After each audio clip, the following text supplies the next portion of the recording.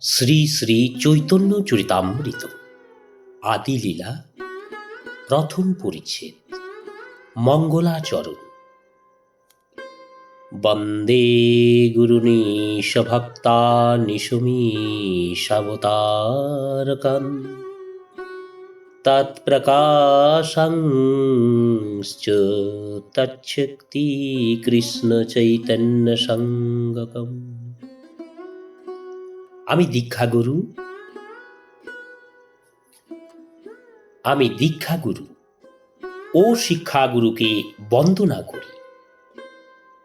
শ্রী বাসাদি ঈশ্বরের ভক্তগণ, শ্রী অদ্বৈত আচার্য প্রমুখ ঈশ্বরের অবতারগণ, শ্রী নিত্যানন্দ প্রমুখ ঈশ্বরের প্রকাশকগণ, শ্রী গদাধর পণ্ডিত প্রমুখ ঈশ্বরের শক্তিগণ এবং শ্রীকৃষ্ণ চৈতন্য নামক স্বয়ং ঈশ্বরকে বন্দনা করি। প্রথম শ্লোকে স্বয়ং ঈশ্বর শ্রীকৃষ্ণ চৈতন্যের বন্দনার সঙ্গে গুরুগণেরও বন্দনা করা হয়েছে। কারণ গুরুদেব প্রসন্ন হলেই ভগবান প্রসন্ন হন।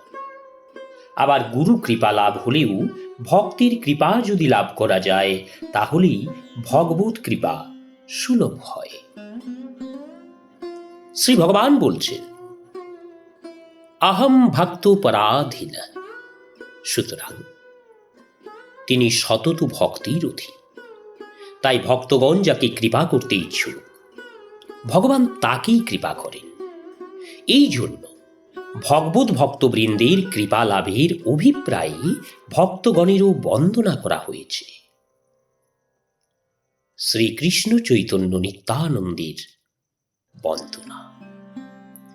বন্দে শ্রীকৃষ্ণ চৈতন্য নিত্যানন্দ সহোদিত গৌরদয়ে পুষ্পবন্ত চিত্র শব্দতমোনুদ। গৌরদেশ রূপ উদয় পর্বতে একই কালে আবির্ভূত সূর্যচন্দ্রের ন্যায় আশ্চর্য পরম মঙ্গলদাতা ও অজ্ঞান অন্ধকার নাশক শ্রীকৃষ্ণ চৈতন্য এবং শ্রী নিত্যানন্দকে বন্দনা করি। এই শ্লোকে শ্রীকৃষ্ণ চৈতন্যের সঙ্গে শ্রী নিত্যানন্দেরও বর্ণনা করা হয়েছে। এই শ্লোকটিকে বিশেষ বন্দনাত্মক মঙ্গলাচরণ বলা হয়েছে। কারণ শ্রীকৃষ্ণ চৈতন্য ও শ্রী নিত্যানন্দের স্বরূপ কোনো ভেদ নেই। তারা একই স্বরূপ, দুই ভিন্ন মাত্র কায়, দুই ভাই এক তনু সমান প্রকাশ। বস্তু নির্দেশাত্মক মঙ্গলাচরণ। অদ্বৈতম ব্রহ্মোপনিষদি তদ্ভাষ্যতনুভা ইয়ান্তান্তর্যামী পুরুষ ইতি স্যস্যাংশ বিভব ষড়শ্চর্য পূর্ণয়া ইহ ভগবান স্বয়ময়ম ন চৈতন্যাৎ কৃষ্ণা জগতি পরতত্ত্বম পরমিহ। উপনিষদ যাকে অদ্বৈত ব্রহ্ম বলেন তিনিও শ্রীকৃষ্ণ চৈতন্যের অঙ্গজ্যোতি। যোগশাস্ত্রে যোগীগণ যে পুরুষকে অন্তর্যামী আত্মা পরমাত্মা বলেন তিনিও এরই আংশিক বিভূতি। এমনকি তত্ত্ববিচারে যাকে সরশ্চর্যপূর্ণ ভগবান বলা হয় তিনিও স্বয়ং ইনি, অর্থাৎ শ্রীকৃষ্ণ চৈতন্যেরই অভিন্ন স্বরূপ। এই জগতে শ্রীকৃষ্ণ চৈতন্য অপেক্ষা পরতত্ত্ব বা শ্রেষ্ঠ বস্তু আর কিছু নেই। সাধন পন্থা সাধারণত তিন প্রকার: জ্ঞান, যোগ এবং ভক্তি। জ্ঞান মার্গের সাধকেরা নির্বিশেষ ব্রহ্মকে পরতত্ত্ব বা শ্রেষ্ঠ তত্ত্ব বলেন। যোগমার্গের সাধকেরা পরমাত্মার ধ্যান করেন এবং পরমাত্মাকেই পরতত্ত্ব বলেন। ভক্তিমার্গের সাধকেরা ভক্তির দ্বারা ভগবানের ভজনা করেন। এই মার্গের সাধকদের দৃষ্টিতে অসমর্থ মাধুর্যের দ্বিভুজ মুরলীধর শ্রীকৃষ্ণই পরতত্ত্ব এবং স্বয়ং শ্রীকৃষ্ণই শ্রী চৈতন্য রূপে অবতীর্ণ হয়েছেন বলে শ্রীকৃষ্ণ চৈতন্যই পরতত্ত্ব। আশীর্বাদ রূপ মঙ্গলাচরণ। অনর্পিতচরিম চিরাত করুণয়াবতীর্ণ কলো সমর্পয়িতুমুন্নতুজ্জ্বলরাশাম সভক্তি শ্রিয়ম হরিপুরট সুন্দর দূতি কদম্ব সন্দীপিতঃ সদা হৃদয় কন্দরে স্ফুরতু বশচিনন্দনঃ।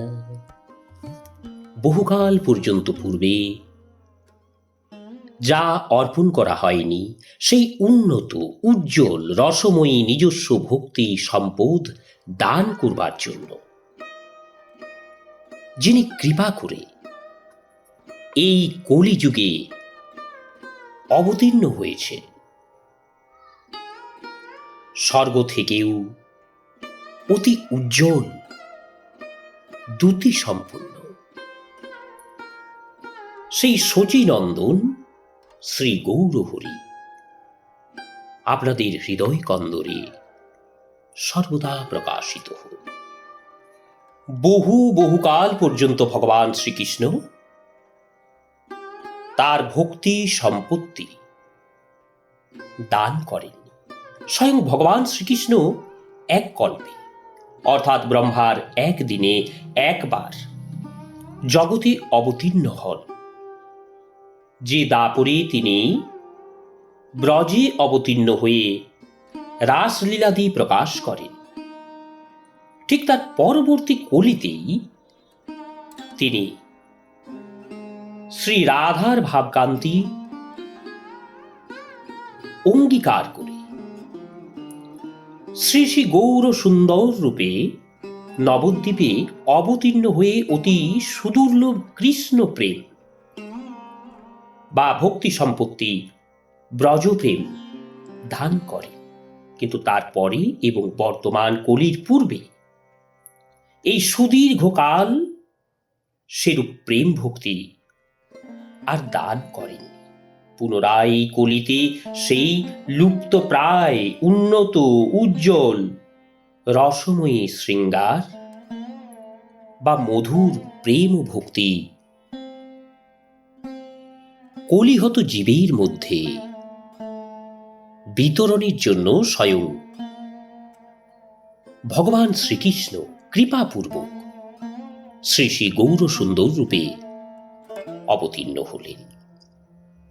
শ্রী শ্রী গৌর সুন্দরের বিতরিত বস্তুকে উন্নত এবং উজ্জ্বল রস বলা হলো কেন? উন্নত অর্থাৎ সর্বশ্রেষ্ঠ রস হলো মধুর রস। ব্রজেন্দ্র নন্দন শ্রীকৃষ্ণ ব্রজে চার ভাবের ভক্তের প্রেম রস আস্বাদন করেছেন: দাস্য, সখ্য, বাৎসল্য এবং মধুর। ব্রজবাসী জনের শ্রীকৃষ্ণে মমতা বুদ্ধির গাঢ়তা অনুযায়ী প্রীতি বিধানের উৎকণ্ঠাও তীব্র থেকে তীব্রতম হয়ে থাকে। শ্রীকৃষ্ণ তাদের একান্ত আপনজন, কিন্তু তাদেরও মমতা বুদ্ধির তারতম্য আছে। তাই দাস্য অপেক্ষা সখ্যে, সখ্য অপেক্ষা বাৎসল্যে, আর বাৎসল্য অপেক্ষা মধুরে মমতা বুদ্ধির তীব্রতা বেশি। শ্রীকৃষ্ণের রসাস্বাদন চমৎকারিতা এবং প্রেমবশ্যতাও বেশি। এই কারণে দাস্য অপেক্ষা সখ্য, সখ্য অপেক্ষা বাৎসল্য এবং বাৎসল্য অপেক্ষা মধুর ভাব উন্নত। মধুর রসের আরেকটি নাম হলো শৃঙ্গার রস।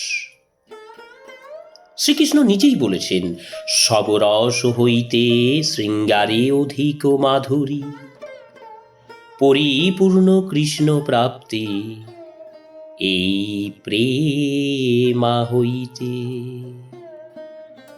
আর ভক্ত কেবল প্রেমের মাধ্যমেই শ্রীকৃষ্ণ মাধুর্য আস্বাদন করতে পারে। সুতরাং দাস্য সখ্য বাৎসল্য অপেক্ষা মধুরভাবেই শ্রীকৃষ্ণ মাধুর্য আস্বাদনের শ্রেষ্ঠ উৎকর্ষতা। এই উন্নত উজ্জ্বল রস অর্থাৎ শ্রেষ্ঠ বস্তু সকলকে দান করবার জন্যই ভগবান শ্রীকৃষ্ণ চৈতন্য এই কলিযুগে অবতীর্ণ হয়েছে। বস্তু নির্দেশ রূপ মঙ্গলাচরণ। রাধা কৃষ্ণ প্রণয় বিকৃতি হ্লাদিনী শক্তিরস্মা দিকাত্মানবপি ভুবি পুরা দেহভিদম গতৌতো চৈতন্যক্ষাং প্রকটমধুনা তদ্দূয়ঞ্চ কামপ্তম রাধাভাবদূতি সুবলিতম নৌমি কৃষ্ণ স্বরূপম। শ্রীকৃষ্ণের স্বরূপ শ্রী রাধিকা হলেন শ্রীকৃষ্ণের এই হ্লাদিনী বা আনন্দময়ী শক্তি।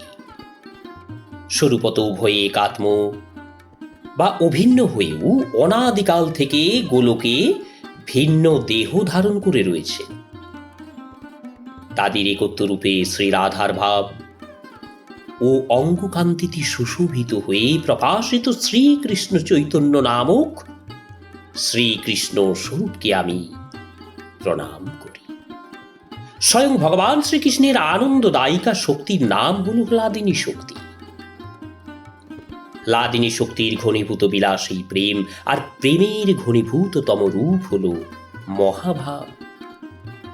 প্রেম ও সার মহাভাব স্বরূপিণী শ্রী রাধিকাই শ্রীকৃষ্ণের হ্লাদিনী শক্তি। শ্রীমতী রাধিকা মহাভাব স্বরূপিণী বলে তাকে কৃষ্ণ প্রণয় বিকৃতি বলা হয়েছে। আবার রাধা পূর্ণ শক্তি, কৃষ্ণ পূর্ণ শক্তিমান। শক্তি এবং শক্তিমানের অভেদ বশত শ্রী রাধা এবং শ্রীকৃষ্ণে কোনো ভেদ নেই, তারা একাত্মা। কিন্তু লীলারস আস্বাদনের জন্য তারা পৃথক দেহ ধারণ করে শ্রীকৃষ্ণের নিত্য লীলার ধাম শ্রী গোলকে অনাদিকাল অবস্থান করেছে। এখন এই কলিযুগে সেই দুই দেহ এক আত্মা এক দেহে অবস্থান করে শ্রীকৃষ্ণ চৈতন্য রূপে বিরাজিত। তাই শ্রী রাধার ভাব এবং কান্তি অঙ্গীকার করে অন্ত কৃষ্ণ বহি গৌর হয়ে এই কলিযুগে শ্রীকৃষ্ণ চৈতন্য রূপে শ্রীকৃষ্ণই নবদ্বীপে আবির্ভূত হলেন। বস্তু নির্দেশ রূপ শ্রী রাধায় প্রণয় মহিমা কীদৃশো বা নৈবা সাধ্যয়েনাদ্ভূত মধুরিমা কীদৃশো বা মদীয় সৌখম চাস্যমদনুভবত কীদৃশং বেতি লোভাৎ তদ্ভাবাঢ্য সমজনি শুচি গর্ভ সিন্ধুহরিন্দু।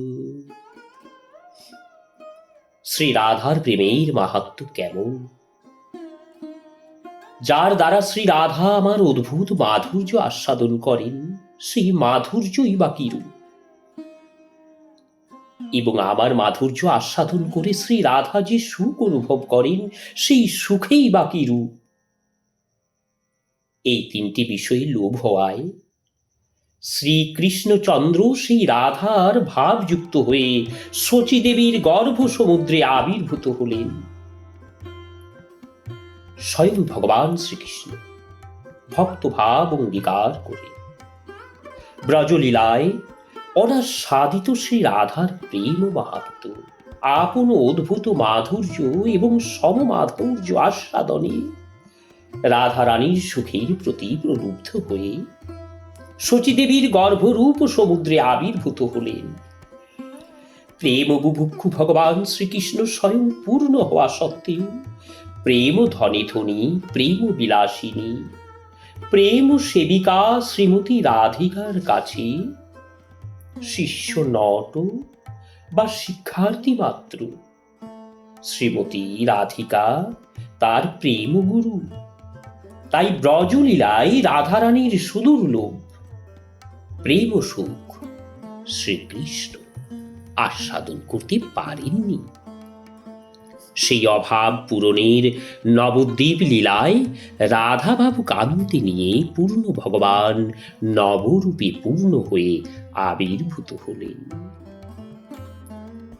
শ্রীনিত্যানন্দ তত্ত্ব শঙ্কর্ষণ কারণতো সাই গর্ভদোষাই চ পয়ঃব্দিশাই শেষশ্চ শ্যাম সকলাশ নিত্যা নন্দাখরামম শরণম মমাস্তু। শঙ্কর্ষণ কারণাদ্দিশাই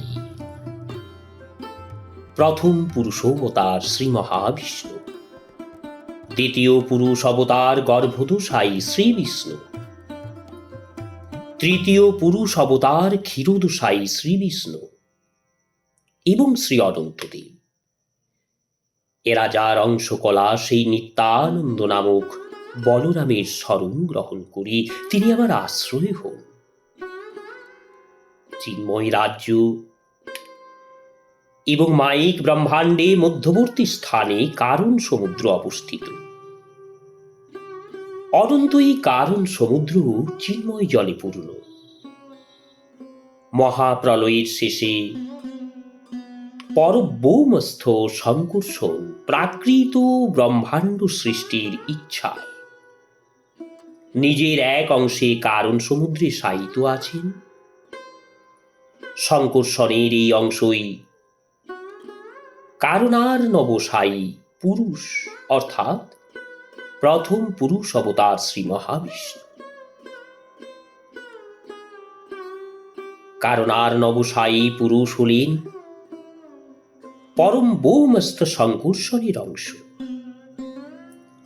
আর পরম ব্রহ্মস্থ শঙ্কর্ষণ হলেন শ্রী নিত্যানন্দের অংশ। ফলে কারণার্ণবশায়ী পুরুষ হলেন শ্রী নিত্যানন্দের অংশের অংশ বা কলা। মায়াতীতে ব্যাপী বৈকুণ্ঠ লোকে পূর্ণাশ্চর্যে শ্রী চতুর্ভুজ মধ্যে রূপম যস্য দিভ্যাতি শঙ্করনাথম ত্বম শ্রী নিত্যানন্দরামম প্রপদো। মায়াতীত সরশ্চর্যপূর্ণ এবং সর্বব্যাপী বৈকুণ্ঠ লোকে বাসুদেব, শঙ্কর্ষণ, প্রদ্যুন্ময় এবং অনিরুদ্ধ এই চতুর্ভুজ মধ্যে যিনি দ্বিতীয় বুদ্ধ শ্রী শঙ্কর্ষণ রূপে প্রকাশিত, আমি শ্রী নিত্যানন্দ নামক বলরামের শরণ গ্রহণ করি। মায়ার ভর্তা জাগু সঙ্গ শ্রেয়াঙ্গ শীত সাক্ষাৎ কারণাদ বোধি মধ্যে আশ্রয়িকাংশ্চ শ্রী পুমানাদিবন্তম শ্রীনিত্যানন্দ রামম প্রপদ্যে। স্বয়ং ভগবান শ্রীকৃষ্ণের অনন্ত শক্তির মধ্যে তিনটি প্রধান শক্তি, চিৎশক্তি, জীব শক্তি এবং মায়া শক্তি। চিৎশক্তি হল শ্রী ভগবানের অন্তরঙ্গা বা স্বরূপ শক্তি। জীব শক্তির অন্য নাম তটস্থা শক্তি এবং মায়া শক্তিকে বলে জড় শক্তি বা বহিরঙ্গা শক্তি। ভগবান শ্রীকৃষ্ণের আদেশে বা ইঙ্গিতে শ্রী নিত্যানন্দ বা শ্রী বলরাম এই কারণার্ণবশায়ী রূপে মায়াকে নিয়ন্ত্রণ করে সৃষ্টি কার্য পরিচালনা করেন। সুতরাং সাক্ষাৎ সম্বন্ধে কারণার্ণব সাই পুরুষেই হলেন মায়ার অধীশ্বর। সৃষ্টির প্রারম্ভে কারণার্ণব সাই পুরুষ দৃষ্টি দ্বারাই মায়াতে সৃষ্টিকারিণী শক্তি সঞ্চারিত করেন এবং তারই শক্তির ফলে মায়ার সহায়তায় সৃষ্টি হয় অনন্ত ব্রহ্মাণ্ডের। আর এই অনন্ত ব্রহ্মাণ্ডকে কারণার্ণব সাই পুরুষ নিজ দেহে ধারণ করেন। পুরুষের লোমকূপে ব্রহ্মাণ্ডের জালে, এই কারণার্ণব সাই পুরুষ সমগ্র ব্রহ্মাণ্ডের অন্তর্যামী। ঈশ্বরের যে সমস্ত স্বরূপ সৃষ্টিকার্যে নিযুক্ত আছেন তাদের মধ্যে কারণার্ণব সাই পুরুষেই সর্বপ্রথম সৃষ্টিকার্য শুরু করেছিলেন বলে তাকে আদিদেব বা আদি অবতার বলা হয়েছে। আশ্যাম শামস্যঃ শ্রীলগর্ভদশাই अन्नाभ्यब्जं लोकसंघातुनालं लोकसृष्टु श्रुतिकाधामधातुस्तं শ্রীনিত্যানন্দরামं প্রপদ্য। চতুর্দশ ভুবনের লোকসমূহ যে পদ্মের নাল স্বরূপ, যার নাভিপদ্ম লোকস্রষ্টা ব্রহ্মার জন্মস্থান, সেই দ্বিতীয় পুরুষ অবতার গর্ভদশাই বিষ্ণু, যার অংশের অংশ আমি শ্রী শ্রী নিত্যানন্দ নামক বলরামের শরণ গ্রহণ করি। কারণার্ণব সাই পুরুষ অনন্ত কোটি ব্রহ্মাণ্ড সৃষ্টি করে প্রত্যেক ব্রহ্মাণ্ডের মধ্যে এক অংশে প্রবেশ করে। প্রত্যেক ব্রহ্মাণ্ডে তিনি যে রূপে থাকেন সেই রূপকেই বলে গর্ভদশাই পুরুষ। সেই গর্ভদশাই পুরুষ কারণার্ণব সাই পুরুষের অংশ বলে শঙ্কর্ষণেরই অংশের অংশ, অর্থাৎ শ্রী নিত্যানন্দেরই অংশের অংশ। ব্রহ্মাণ্ডের অভ্যন্তরে প্রবেশ করে নিজের ঘর্মজলে অর্ধেক ব্রহ্মাণ্ড পূর্ণ করে সেখানেই তিনি শয়ন করে বলে ইনি গর্ভদশাই পুরুষ। শয়নকালেই তার নাভি থেকে একটি পদ্মের উদ্ভব হয়। ওই পদ্মে জীব স্রষ্টা প্রজাপতি ব্রহ্মার জন্ম বলে ওই পদ্মকে ব্রহ্মার শ্রুতিকা ধাম বলা হয়।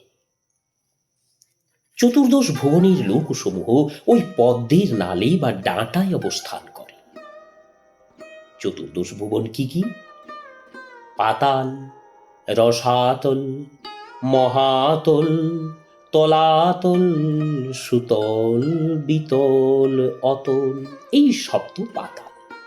আর ভূলোক অর্থাৎ ধরণী, ভুবরলোক, স্বর্গলোক, মহরলোক, জনলোক, তপলোক এবং সত্যলোক, এই সপ্তলোক আশ্যাম শাম শামশে পরাতমাখিলনম পোষ্টা বিষ্ণুর ভাতি দুগ্ধাদ্ভিষাই ক্ষৌনির্ভরতায়ত কলাশহপ্যানন্তস্তম শ্রীনিত্যানন্দরামং প্রপদ্য।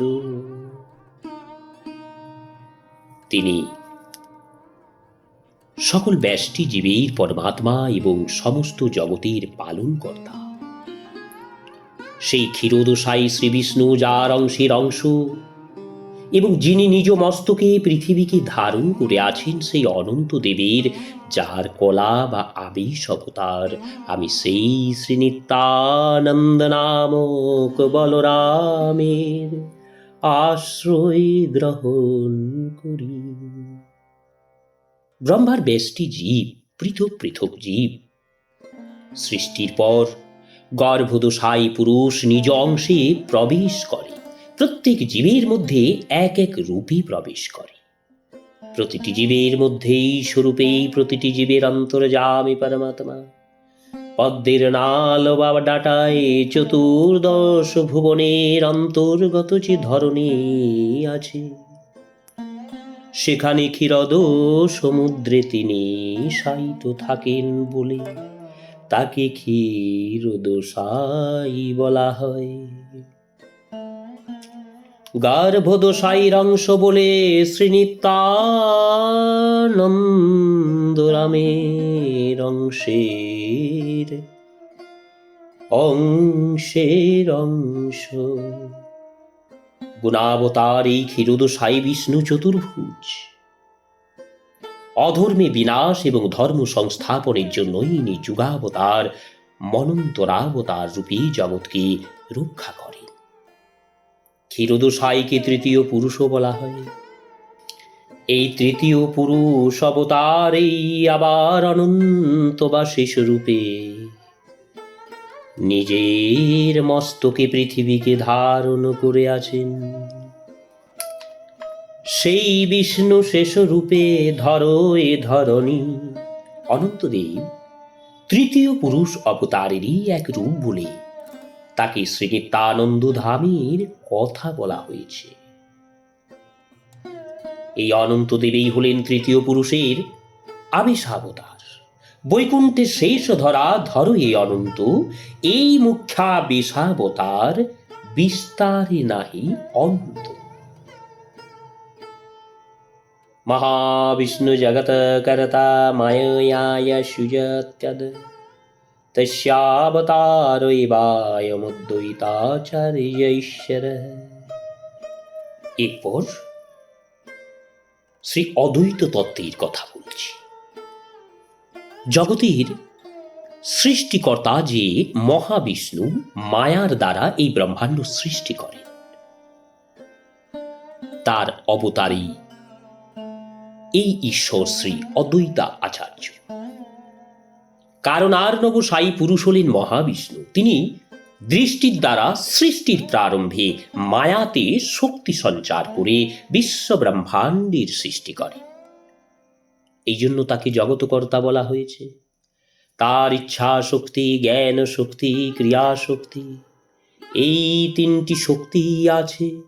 মহাবিষ্ণুর এই ক্রিয়া শক্তি প্রধান অংশই শ্রী অদ্বৈত। শ্রী অদ্বৈত আচার্য সেই মহাবিষ্ণুর অবতার। এটাই শ্রী অদ্বৈতের তত্ত্ব। মহাবিষ্ণু ঈশ্বর, তাই তার অবতার বলে শ্রী অদ্বৈত ঈশ্বর। অদ্বৈতম হরিণা দ্বৈতদাচার্যম ভক্তি সংসনাৎ ভক্তাবতারমীশম তমদ্বৈতাচার্যমাশ্রয়ে। শ্রীহরি অর্থাৎ শ্রীকৃষ্ণের সঙ্গে অভিন্ন বলে যিনি অদ্বৈত নামে খ্যাত এবং কৃষ্ণ ভক্তি উপদেশ করেন বলে যিনি আচার্য নামে খ্যাত, সেই ভক্তাবতার ঈশ্বর শ্রী অদ্বৈত আচার্যের আমি আশ্রয় গ্রহণ করি। শ্রী অদ্বৈত মহাবিষ্ণুর অবতার, অর্থাৎ সাংশ বা নিজের অংশ। আবার মহাবিষ্ণু স্বয়ং ভগবান শ্রীকৃষ্ণের অংশ। তাই অদ্বৈত শ্রীকৃষ্ণের সাংশ, ভগবান শ্রীকৃষ্ণের সঙ্গে অভিন্নতাবশত অর্থাৎ দ্বৈত ভাব শূন্যতা হেতু তার নাম অদ্বৈত। আর আচার্যের কর্তব্য হল উপদেশ প্রধান। শ্রী অদ্বৈত জগতে কৃষ্ণ ভক্তি উপদেশ করেছেন বলে তিনি আচার্য নামে খ্যাত। আবার তিনি নিজে ঈশ্বর হয়েও ভক্তরূপে অবতীর্ণ হয়েছেন বলে তাকে ভক্তাবতার বলা হয়েছে। ইষ্ট বন্দনারূপ মঙ্গলাচরণ পঞ্চতত্ত্বাত্মকম কৃষ্ণম ভক্তরূপ স্বরূপকম ভক্তাবতারম ভক্তাখ্যম নমামি ভক্ত শক্তিকম। ভক্তরূপ স্বয়ং শ্রীকৃষ্ণ চৈতন্য, ভক্ত স্বরূপ শ্রী নিত্যানন্দ, ভক্ত অবতার শ্রী অদ্বৈত আচার্য, ভক্তাক্ষ শ্রী বাসাদি এবং ভক্ত শক্তিক শ্রী গদাধর।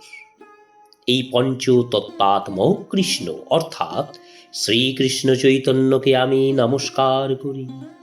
ভগবান শ্রীকৃষ্ণচন্দ্র যেমন দাপরে পঞ্চতত্ত্ব রূপে অবতীর্ণ হয়েছিলেন, বর্তমানে শ্রীকৃষ্ণ চৈতন্য তেমনই পঞ্চতত্ত্ব রূপে প্রকটিত হয়েছেন। স্বয়ং ভগবান শ্রীকৃষ্ণ তার নিজ রূপ ব্যতীত নিজের ইচ্ছা শক্তির প্রভাবে বিলাস, অবতার, ভক্ত এবং শক্তি এই চার রূপে আত্মপ্রকাশ করেন। এই চার রূপে চার তত্ত্ব এবং স্বয়ং রূপ এক তত্ত্ব। এই পঞ্চতত্ত্বই মূলত এক তত্ত্বের অভিব্যক্তি। নবদ্বীপে শ্রীচৈতন্যই মূল তত্ত্ব। নবদ্বীপ লীলায় স্বয়ং রূপ যশোদানন্দন শ্রীকৃষ্ণই শ্রীকৃষ্ণ চৈতন্য রূপে ভক্তভাব অঙ্গীকার করে হয়েছেন ভক্তরূপ।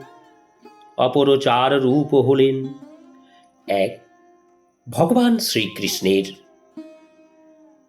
বিলাস রূপ